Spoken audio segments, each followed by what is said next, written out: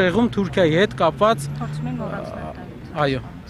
Պարոն Կարապետյան, դուք ասացիք, որ թույլ չեք տալու այդ ժողովրդական շարժումը, ալիքը, որը բարձրացել է, պարպեն հնարավոր է այդ հանրահավաքից հետո փողոցային նոր շարժում ձևավորել եւ փողոցային նոր պայքար սկսել, քանի որ հենց նոր էլ ձեր խոսքում նշեցիք, որ եթե այդ շարժումները կամ պայքարի ձևը հաջողած լիներ, Սամվել Կարապետյանը այդ հայտարարությունները չէր անի, դուք էլ շարժում չէիք ձևավորի, ապագայում էլ քաղաքական թիմ չէիք ձևավորի։ Ասեմ, հայտարարությունները եղան մինչև այդ տեղեր ունենում շատ դեպքեր, որոնց հանրագումարը բերեց հայտարարությանը։ Այսինքն հայտարարությունը դա պատահականություն չէ, հայտարարությունը բոլոր այս քայլերի հետևանքն է, ինչ արել է իշխանությունը վերջի ժամանակաշրջանում։ Ինչ վերաբերում է փողոցային պայքարին, փողոցային պայքարը սկսվում է այն ժամանակ, երբ վերջանում են սահմանադրական, օրենսդրական բոլոր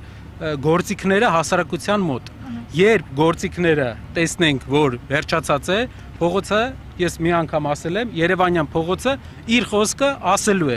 Ձեր կանխատեսվում քանի հազար մարդ դուրս կգա փողոց, պարոն Կարապետյան։ Այո, բայց մենք ունենք մեր կարծիքով, մենք ունենք սահմանադրական մի քանի գործիքակազմ, որը կարող ենք օգտագործել այս process-ի մեջ։ Օրինակ, որոնք են։ Դա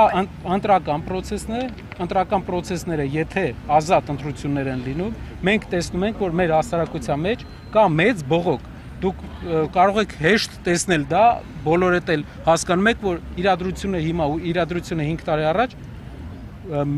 արմատապես փոխված է։ Մարդիկ ճանաչել են իշխանությանը, 2 տարվա իշխանությանը 2021 թվին դեռ չէին հասցրել ճանաչել։ Հիմա ճանաչում են արդեն։ Ամեն դեպքում հավատում են իշխանությունների խաղաղության օրակարգին, որը այսօր փաստացի մոնոպոլիստական ձևով իշխանություններն օգտագործում են։ Ինչու չկա այլընտրանք այս առումով, որ քաղաքացիները օրինակ խաղաղություն չփնտրեն միայն իշխանության այսպես լանջերի։ Խաղաղության մասին ես կուզեի շատ զգույշ լինենք, խաղաղության հետ կապված ձևաչափին մեր երկրին շատ մեծ խնդրեմ է բերել զրոական կետից բանակցությունները սկսելու, զրոական կետից յուրաքանչյուր միջազգային հարաբերություններում արտահայտվելու քայլերը։ Այսինքն մեր այսօրվա վարչապետը եկել է իշխանության մի քանի ամիս հետո հայտարարել է, որ Արցախյան 30-ամյա բանակցությունները սկսում է Ինչու դա հանդուրժվեց։ Ում կողմից։ Կարապետյանների։ Դա եթե մարդիկ դժգոհ ոնց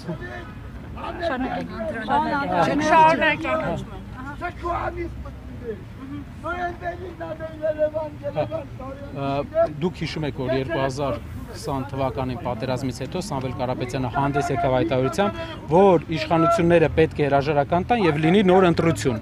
Իշխանությունները հրաժարական տվեցին եւ եղավ նոր ընտրություն։ Չէ, ներողություն, ես այլ բան հարցրեցի, դու որ Նիկոլ Փաշինյանը դեռ պատերազմի չէր սկսվել եւ ասաց, որ իմ սեփական կետից եմ սկսում, խորհրդարանում հայտարարեց։ Ինչու այդ ժամանակ այդ վտանգների մասին չբարձրաձայնվեց։ Բանակցային process-ների նյուանսներից տեղյակ է միշտ երկրի ղեկավարությունը եւ 2-3 հոգի։ Ինչ նյուանսներ կան այդ բանակցությունների մեջ, դա պարզ կլինի միայն երկրի ղեկավարին եւ 2-3 հոգու։ Մենք չէինք կարող արտահայտել կարծիք, ունենալով կարծիք չէինք կարող մինչեւ նյուանսներին չծանոթանանք, բայց ես կուզեմ ուրիշ բան էլ ասել։ Ծանոթացել եք։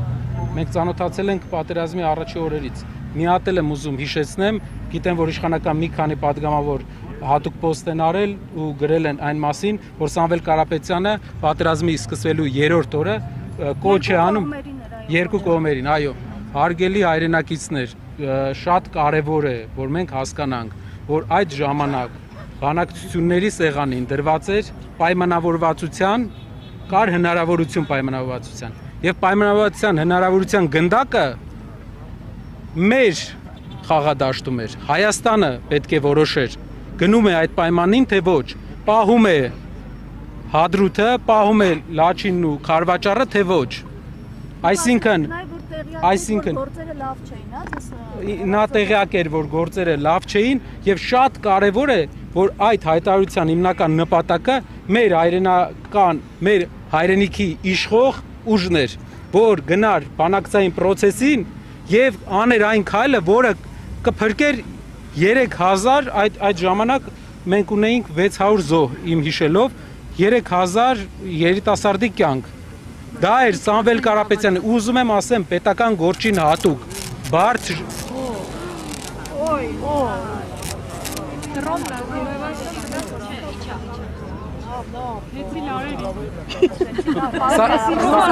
Հեցի լարել չէ։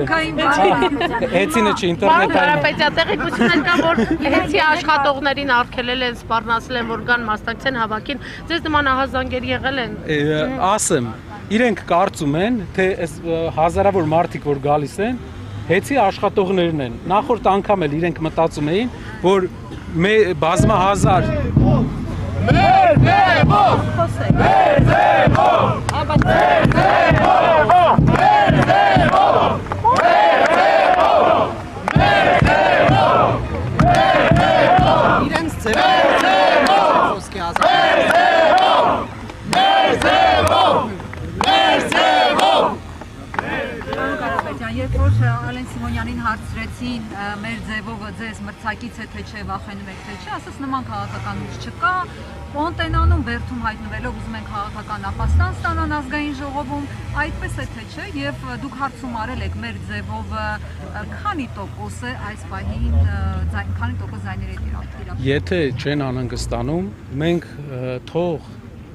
իրենք չվախենան Սամվել Կարապետյանից, եթե չեն վախենում Սամվել Կարապետյանից, թող ազատության մեջ լինի նա, մի շաբաթ հետո մենք տեսնենք ինչ իրավիճակ է Հայաստանի ներքաղաքական ընդհանուր դաշտում եւ ինչ իրավիճակ է մեր հասարակության մեջ։ Եթե իրենք չեն վախենում 37 վայրկյանանոց հարցազրույցի հոդվածով 6 ամիս մարդուն պահել կալանքի տակ, ինձ թվում է դա հաստատ ինքնավստահության ցուցիչ չէ, այլ մի քիչ ուրիշ բանի ցուցիչ է։ Հիմա մեղադրանքը լրացրել են, նախ լրացված մեղադրանք։ Ամեն շաբաթ կարող են մեղադրանք լրացնեն, հետո այդ մեղադրանքը մերժվի, ցույց տրվի դրա սին լինելը եւ իրենք փորձեն ինչ-որ ձև երկարացնեն։ Դուք պատկերացնում եք 3 ամիս, 4 ամիս մարդիկ մենք ունենալով տասնյակ հարյուրավոր ընկերություններ Հայաստանում գործ չեն կարող գտնեն։ Սա ցույց չի տալիս նախ, որ մենք աշխատել ենք ճիշտ օրենքի սահմաններում, ինչքան հնարավոր է Հայաստանի իրականության մեջ, եւ երկրորդը թիմի պրոֆեսիոնալիզմը, այն թիմի, որը հավակնում է աշխատանքներ կատարել ի բարօրություն, որ մեր հայրենիքի։ Պարոն Կարապետյան, դուք բացառում եք սրան լրացնեմ ուղղակի Նարեկ ջան կներես, պարոն Կարապետյան, տեսեք, փողերի լվացում, հարկեր տուրքեր չմուծել, իշխանության զավթման կոչ եւ այլն, այսպես որ գնա կարող է Սամվել Կարապետյանին նաեւ պատերազմի մեջ մեղադրեն, պատերազմ սկսելու մեջ։ Աշխարհի բոլոր անտրամաբանական մեղադրանքների մեջ պրոֆեսիոնալ դարձած ուժը, որը ինդուստրիալ մասշտաբի է դա հանել, հնարավոր շատ բան անի, բայց մեր հասարակությունը արդեն իմունիտետ ունի ստերի եւ ստերի տարբեր ֆորմաների հանդեպ։ Մեկ տարի չազատեցին, մինչև ընտրություններ ազատ չարձակվեց։ Ինչ եք անելու, ո՞րն է ձեր գործողությունները։ Իրենք տեսնելու են հասարակության աճող բողոքը, որը այսօր էլ կա։ Մեր գիտեք ինչներ իրանց հաշվարկը։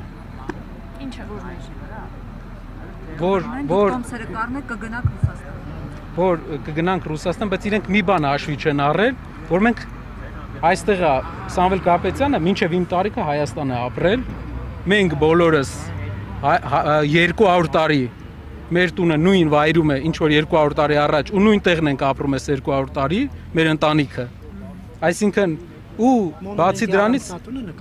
ոչ, Լեռնավիթ գյուղի մեր տունը, որտեղ հիմա բնակվում են մեր մեծերը։ Պարոն Կարապետյան, Ամստերդամի խոսքերի մեջ շարունակեմ, կարևոր բան կար։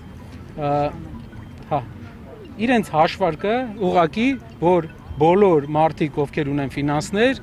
սիրում են կոմֆորտ, բայց իրենք չեն հասկանում մարդկանց գաղափարականությունը։ Եվ հիմա ամեն օր իրենք զգալու են այդ գաղափարականությունը մարդկանց ու զգալու են, որ չի ստացվում ոնց որ մարդու վրա ճնշում գործադրել, որովհետև արդեն իրենց մոտ դեֆորմացիա կա